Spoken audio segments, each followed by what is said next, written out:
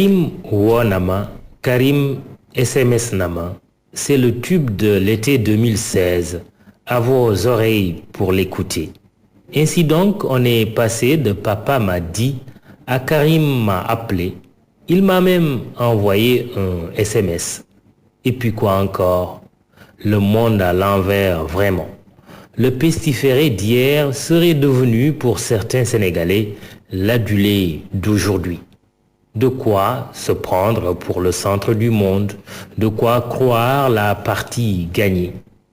Un piège pour l'ancien super puissant ministre de son père de président de la République. Le Sénégalais, cela est connu, est d'une versatilité légendaire à l'image de sa célèbre Teranga. Grossière erreur que de penser que les suffrages sont déjà dans la poche alors qu'on est encore à 3 ans de l'élection présidentielle de 2019.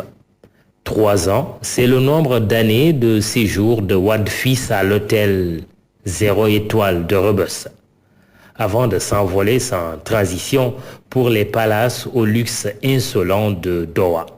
Un jet privé, s'il vous plaît. Le procureur du Qatar comme pilote, steward ou serveur, c'est selon. Certes, le stoïcisme de Karim Wade a été remarquable durant ces années de bagne, quand d'autres, à sa place, auraient prétexté de la maladie de Molière pour échapper aux rigueurs carcérales.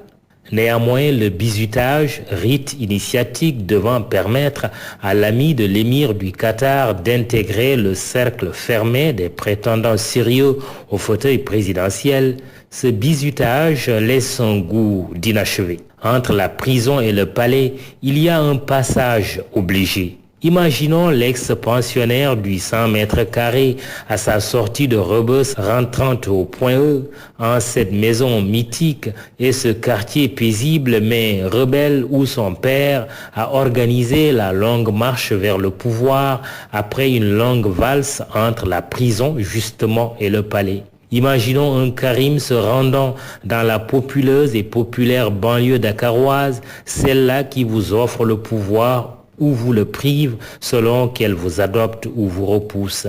Imaginons le gracier parcourant les routes chaotiques du pays profond à la rencontre des 3 P, paysans, pêcheurs, pasteurs. Imaginons le fils d'Abdoulaye Wade, un bon élève de son père, effectuant le pèlerinage à Touba, Tivaouane et quelque autre foyer religieux pour dire ne serait-ce que merci. Quel gain politique de perdu. Serait-ce cela le deal? Je te gracie, mais tu ne scies pas la branche sur laquelle je suis assis. De Rebeuss bis ou de Doha, le nouveau protocole, s'il existe, se saura un jour ou l'autre. Exilé volontaire ou forcé, Karim Wade est en train de courir le risque de se mettre en vacances du pays.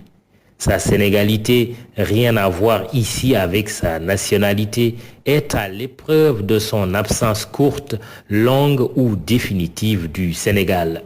Pour quelqu'un, déjà quand il était au pouvoir, qui était tout le temps entre ciel et terre, avouons qu'une rupture prolongée avec les réalités du pays ne serait pas à son avantage. Le pouvoir ne s'offre pas sur un plateau d'argent. Il se conquiert de haute lutte.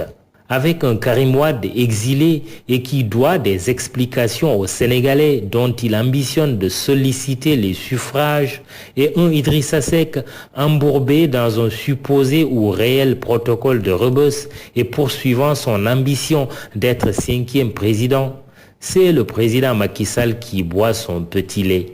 Mais jusqu'à quand ? Face à ces 2 frères ennemis libéraux qui n'ont pas dit leur dernier mot, la partie arbitrée par le père Wade est loin d'être gagnée pour Sall. Tout indique qu'entre les 3 mousquetaires, en réalité 4, c'est un jeu de « je te tiens, tu me tiens par la barbichette ». Le pouvoir se joue au sein de la famille libérale, semblant confirmer qu'elle en a pour 50 ans. Qu'attendent les autres prétendants pour casser cette tendance lourde? Mamoudou